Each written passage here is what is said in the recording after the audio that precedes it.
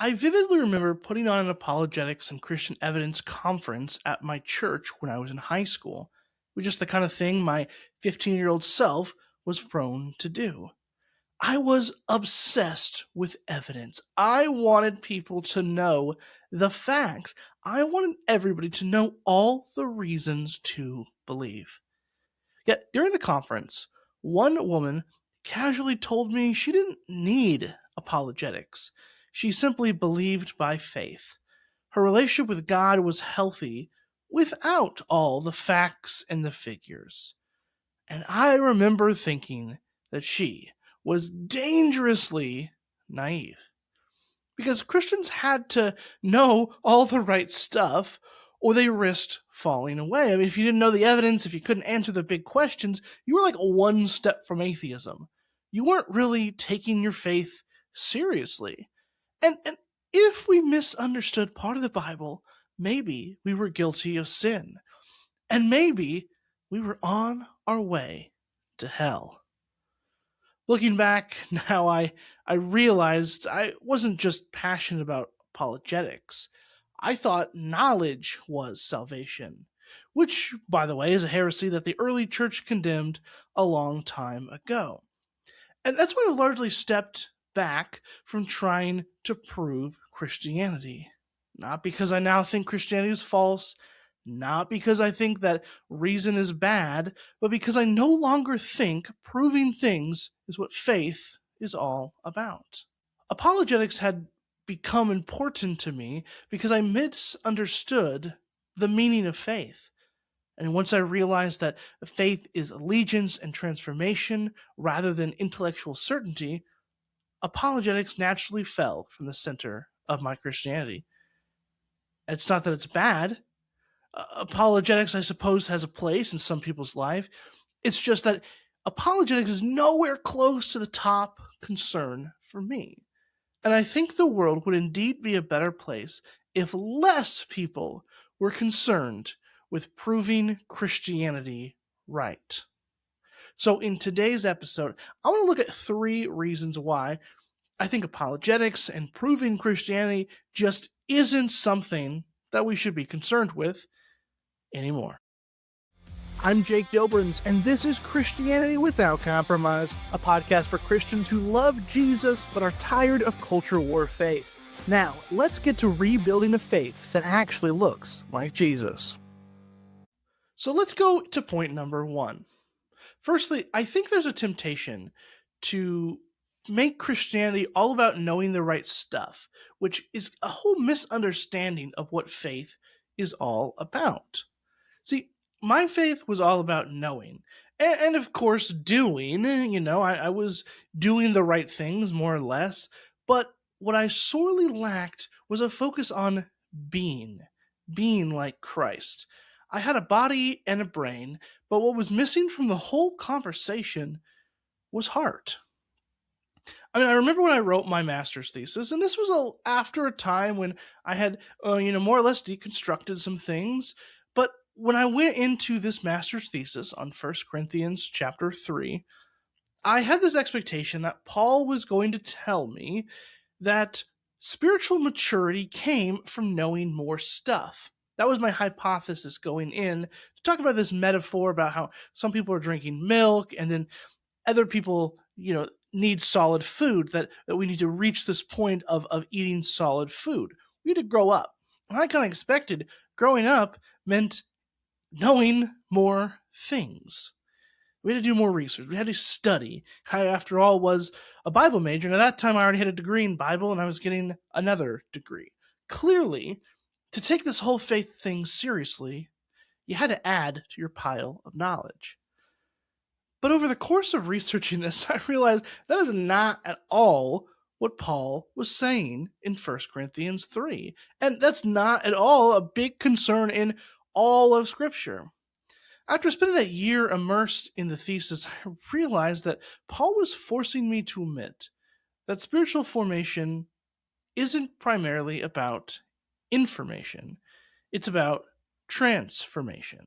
It's about becoming like Christ, which shouldn't seem like a radical idea, especially when we use the word spiritual formation.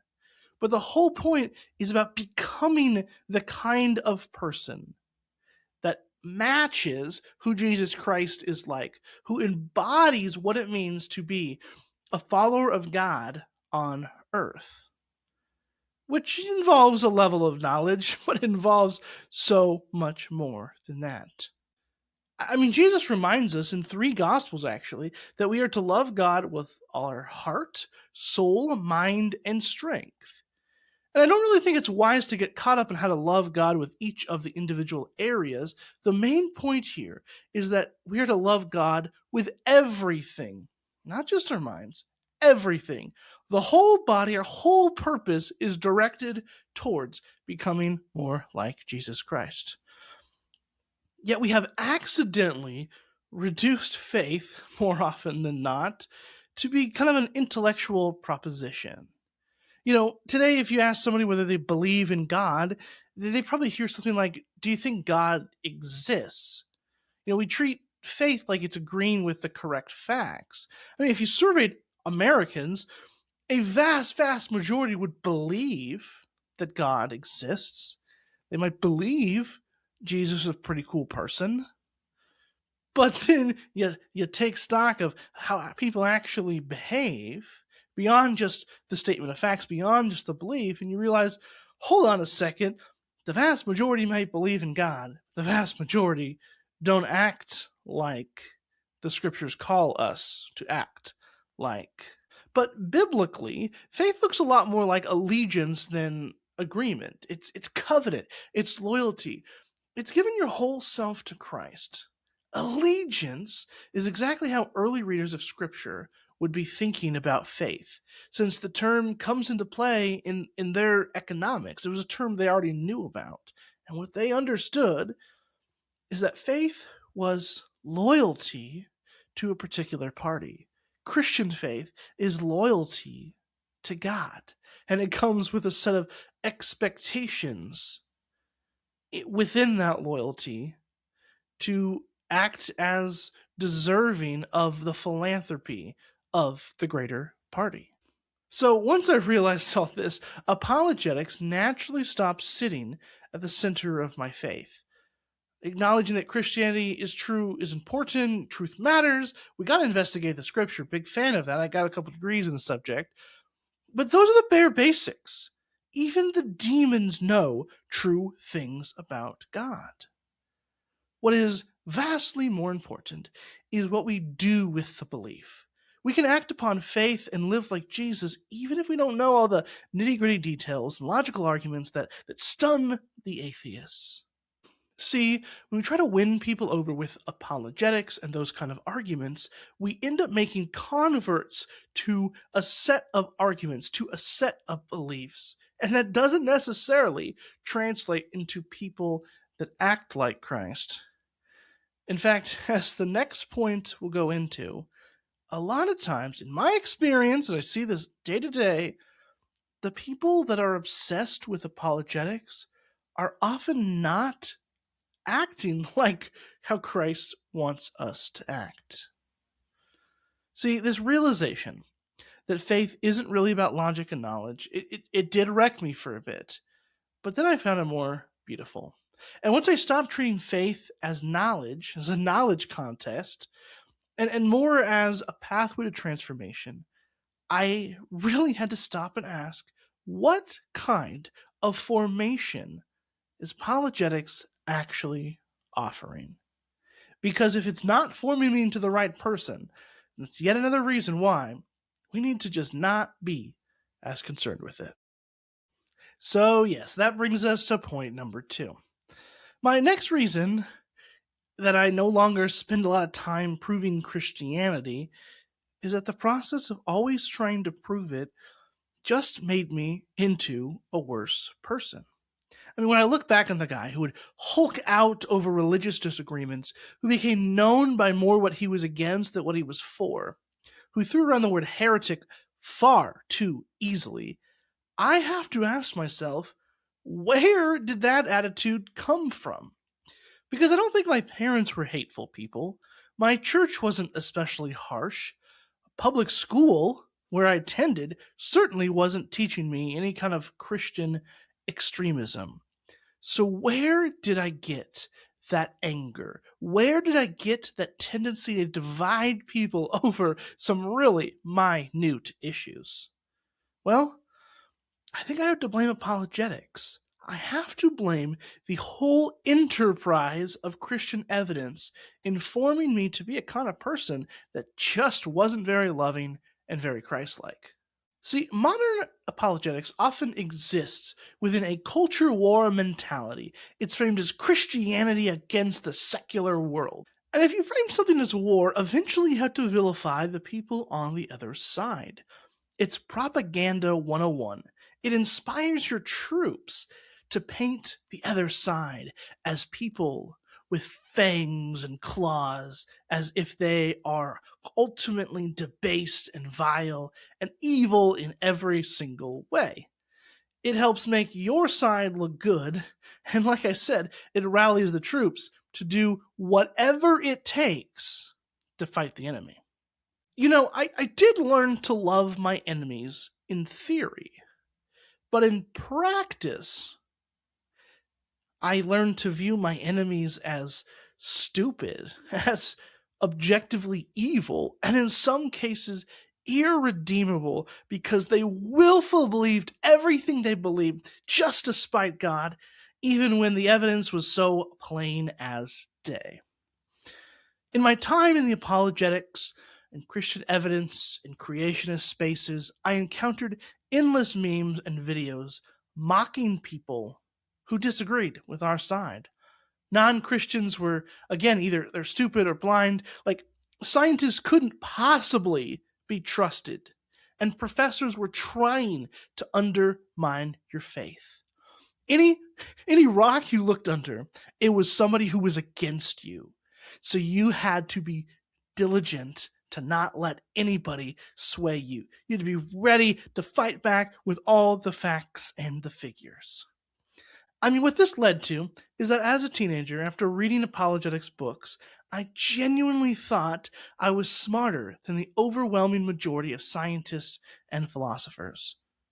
I mean, I thought I was smarter even than the biblical scholars that reached different conclusions than me, that actually knew the original languages that I didn't know. I truly believed my spot, even as a teenager, my position was just right. And it was so obviously right that anybody against me just wasn't a good person. They just weren't seeing the same things that I was seeing. And so clearly, something was messed up. And that is a very dangerous position to put a teenager in, to put anyone in, actually. But that's what apologetics had taught me. At least that's what I had absorbed from the world of apologetics I immersed myself in. But I saw other people fall into the same traps. Yeah, maybe we didn't cuss, at the bad guys, at the enemy, those on the other side. But we looked down on them and we talked down on them. Again, even people that were way more knowledgeable and study these things more than we did, had more degrees and more life experience, didn't matter. I knew what I believed. I wasn't going to change my mind. That meant everybody else had to change theirs.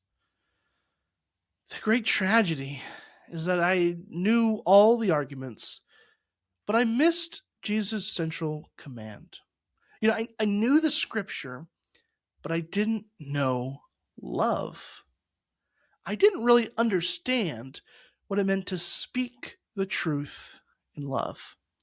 I just thought that speaking the truth was the more important part, and that act itself was loving. Didn't realize that, no, Jesus actually cares about the how. Jesus cares how we present our faith.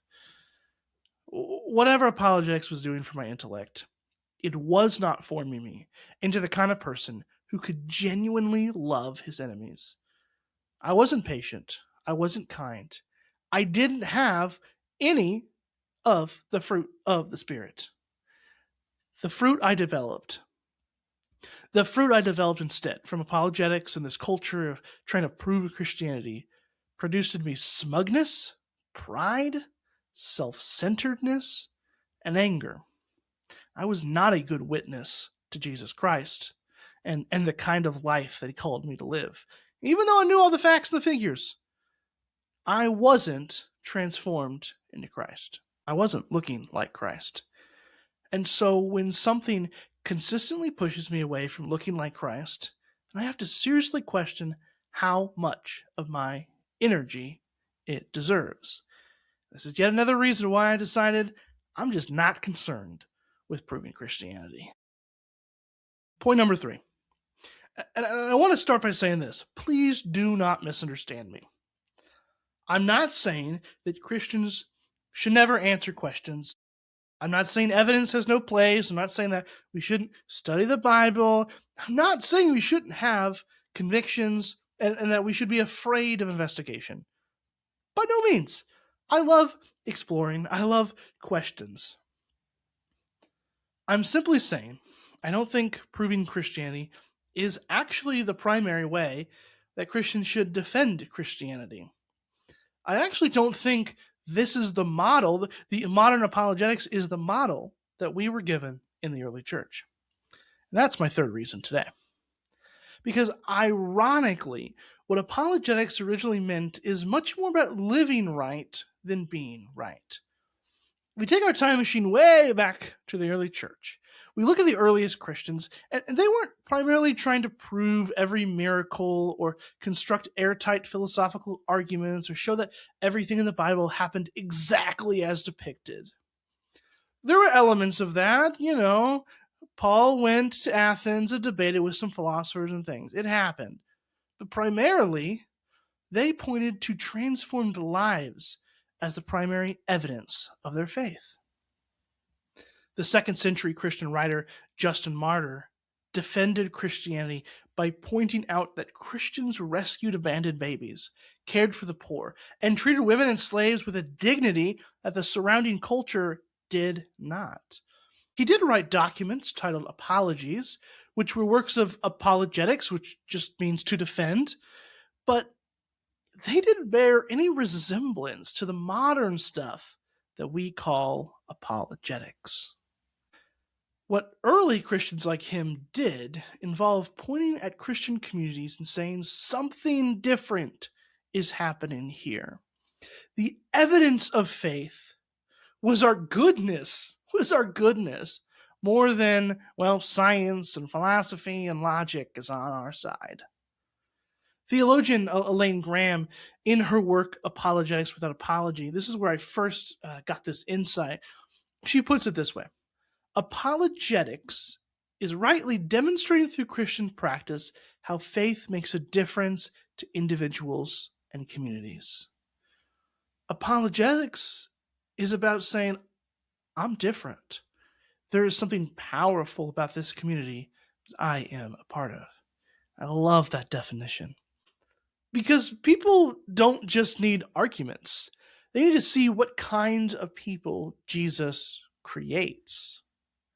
In our world today, story is way more compelling than facts and figures. What people need is to be invited into a story. That's what the gospel is all about.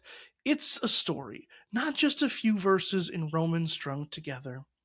It's properly the story of Jesus, his death, burial, and resurrection. But we see a grander story throughout the whole of Scripture that God created and that God will redeem. That is the story that we are invited in, to be a part of the work of God in this world. And that does mean pointing to, hey, I do things a little bit differently. I don't give in to my desires in the same way as everybody else. I don't seek power in the same way as everybody else. I sacrificially give in a way that is different from everybody else. It's very silly, but I think of those old Cinnamon Toast Crunch commercials, because every commercial was basically trying to convince people that this cereal was so cinnamony you could practically see it. It was, in the words of the tagline, the taste you can see. These cinnamon toast pieces were obviously filled with cinnamon. And in a similar way, that's what Christians should be like. Our goodness should be the taste you can see. It's so obvious something extraordinary is happening in our community. The Spirit is working in us, and it should be obvious that what the Spirit is doing in our souls, in our lives, is shaping us to be something so radically different than what the world offers, that becomes more compelling before we ever enter into a debate and start to tell people why they should believe X, Y, and Z. Because remember, Jesus said the world would know us by our love, not by our ability to win arguments online. Love is what must define us. And so if I were put on trial for being Christian, I hope the strongest evidence wouldn't be that I can defend the resurrection or explain difficult passages in Leviticus or quote the ontological argument for God's existence. I hope the strongest evidence would be the way that I love people. I hope the strongest evidence would be somebody looking at the qualities of Jesus and looking at the life of Jake and saying, there's some good overlap here. This Jake guy seems to be a little bit like this Jesus Christ guy. Because, friends, faith isn't a private arrangement with God so that we don't go to hell someday. It's a total transformation. It's becoming a new creation. It's giving our whole selves, heart, soul, mind, and strength to Christ. And people will decide for themselves whether they want to join Team Jesus or not. I just want to provide them with evidence of my life and evidence of my church community that Team Jesus makes us objectively better. I don't just mean happier or more joyful, but just better stewards for the world. Even though people might scratch their heads and think, is that really aligned with the American dream or, whatever these kind of different geopolitical players want with the world? Yeah, it's not going to look exactly like that. But the more people dig, the more people will realize, oh, what they're doing is better. And then they'll decide if they want to join in that project or not. That's the kind of apologetics I want to spend my life practicing. But that doesn't look at all like the kind of Christian evidences and apologetics that appear in our curriculums and our books and in our online debaters. So, to summarize today, I just don't have use for apologetics. I don't think it should be chief concern for Christians. A focus on proving Christianity risks reducing the whole mission of faith to information transfer. And that is worse, and oftentimes it can improperly form us. I also think we have better, more impactful options to reach the world with Christ. But to be clear, once again, I think Christianity is true. I still think Christianity can withstand questions. I think study matters. I have a Bible degree. I have a master's degree. I clearly enjoy studying. But I've stopped believing that the center of the Christian life is all about proving. Because I just don't think the world needs more Christians who can win arguments. It needs more Christians who look like Jesus. That's the kind of apologetics that I want to spend all my time and my entire life doing. Thanks for listening today. This episode of Christianity Without Compromise was hosted by me, Jake Doberenz, and produced by Theophany Media, my podcast production company. If this conversation served you, please rate and review the show and share it with a friend and help others find it.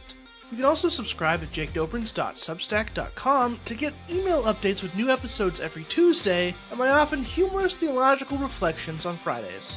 And as always, don't just listen, live it. Live out that Christianity without compromise. Thanks for listening.